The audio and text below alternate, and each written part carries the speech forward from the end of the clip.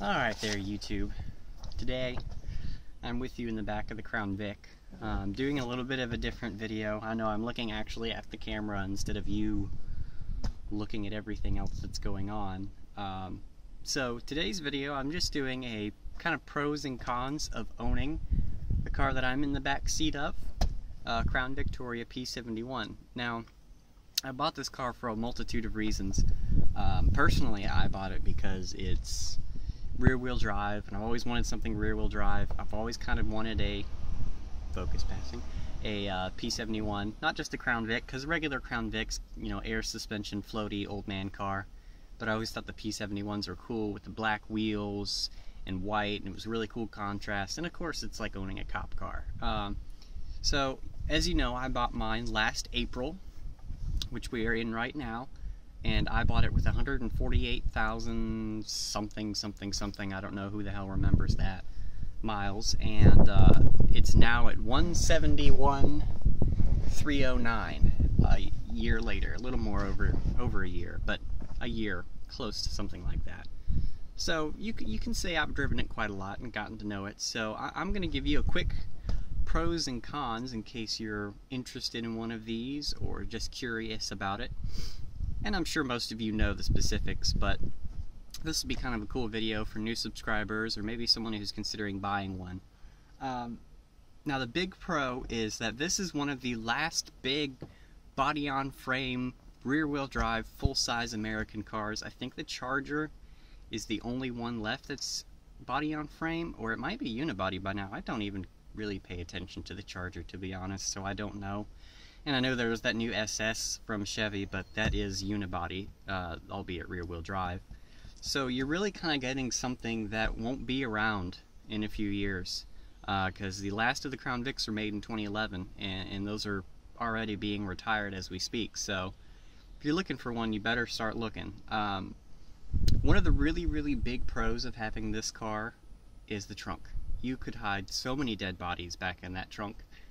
I know there's a picture of JakeMan21642 in the trunk, and he only took up like a third of it. So there's so much space back there. You could fit a family of 5 in here and all their stuff and just go wherever you want. So that's a really big plus for somebody with a family. And of course, the elephant in the room here, we want to talk about the power. Now I know 250 horsepower, it weighs 4,000 pounds thereabouts. So yes, it will only get to 60 in about 8 seconds, and yeah, you will get beat by Civic SIs, Subaru WRXs, hell, you might even get beat by a regular, let's see, probably a new Kia Forte would probably beat you to 60. But the thing about the Crown Vic, it's not so much about the raw numbers. The thing about the Crown Vic is it's the sound and the delivery of the power. And that 355 rear axle, by the way, not all of them have that. This has the 355 rear axle. When you're cruising and you punch it, it lifts up and just goes. It's not like the Accord, which is sitting right next to me, where you've got to downshift, and go. No, you just go. It's really about the delivery of the power, not so much the raw numbers. Before you go and bash it, go drive one, and you'll see what I mean.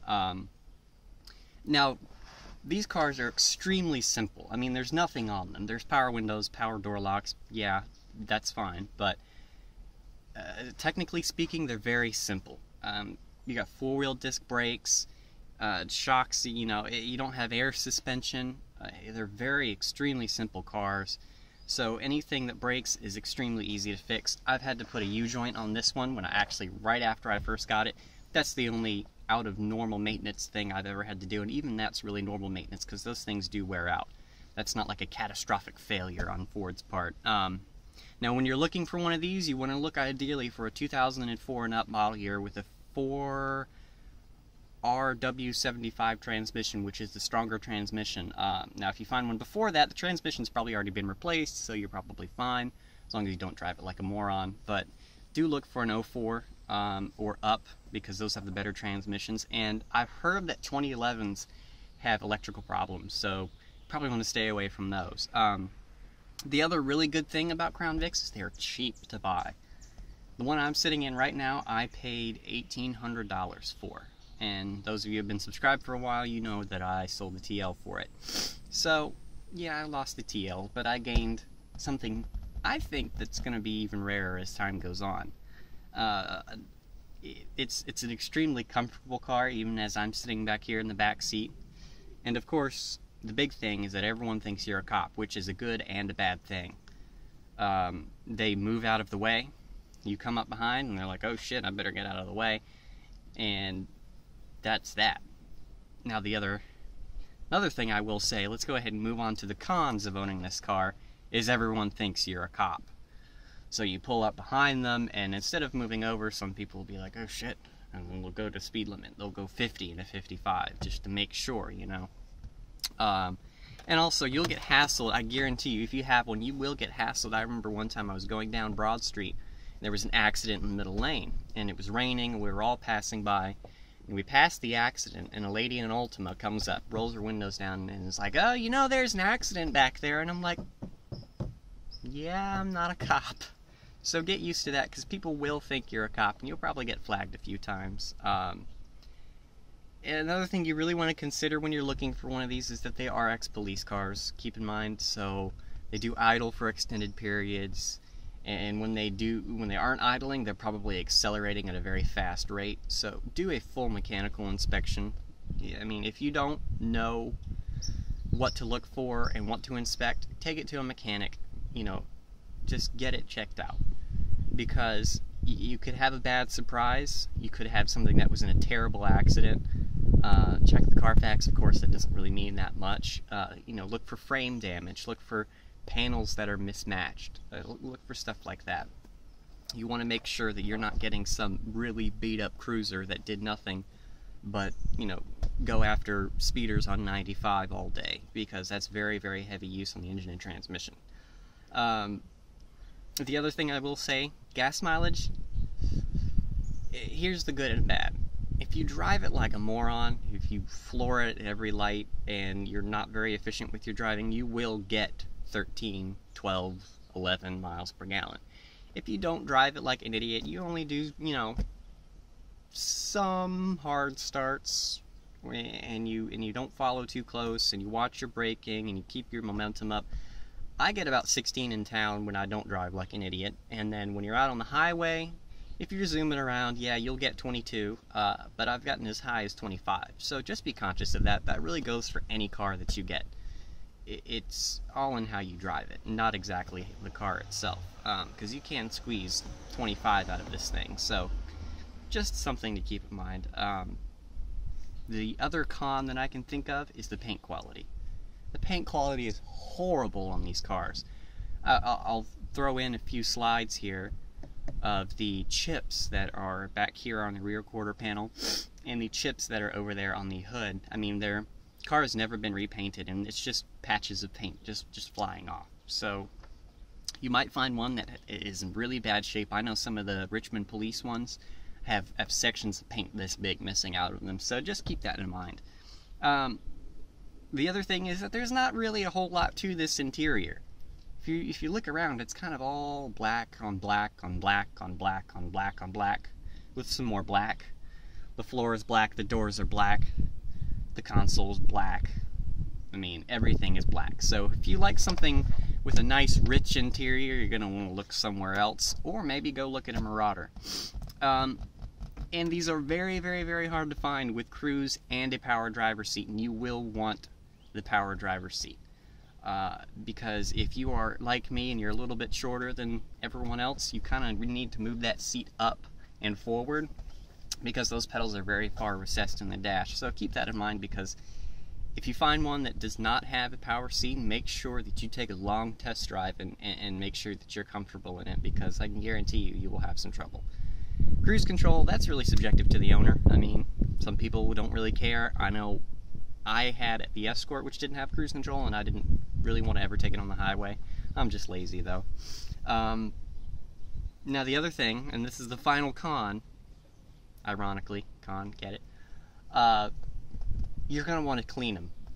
When you buy it, you're going to want to take the seats out, both the back and the bottom seat, especially the back seat. You're going to want to look underneath the seat, make sure you don't find any drugs, Make sure you don't find any needles, because keep in mind these were cop cars, so most likely people were arrested in them. So keep that in mind. You're gonna want to do. You don't need to do it, but you're going to want to do a full clean when you buy one. I mean, absolutely, top to bottom. Make sure that there's nothing in here, because you'd hate to get pulled over and cops search your car and find some godforsaken illicit substance that you didn't put there, because that's very hard to prove. But overall, I mean, these things are cheap, easy to maintain, they're fun. The suspension is hard, I will tell you that. These are pursuit vehicles, so they are designed to hit a curb at 40 miles per hour. So they're not exactly forgiving when you go over bumps. So if you want a nice, soft, plush ride, look elsewhere. Look at a regular Crown Vic, look at somewhere else, because you won't find it in a P71.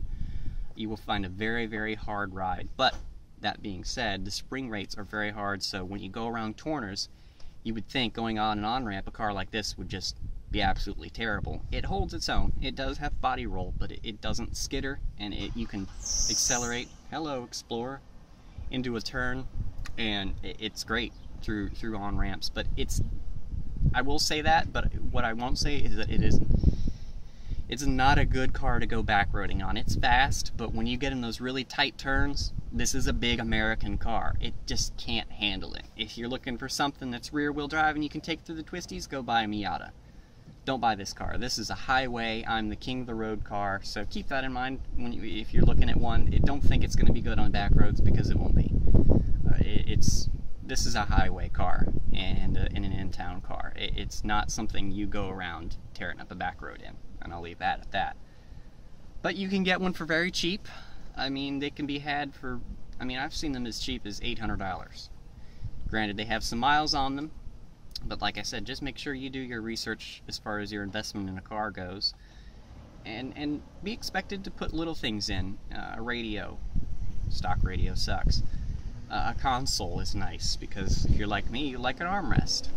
And of course there'll be things here or there. You might need to put brake pads on it, or you might want to do upgrades from a regular Crown Vic, or you might want to put Marauder gauges on it. I hear a dog.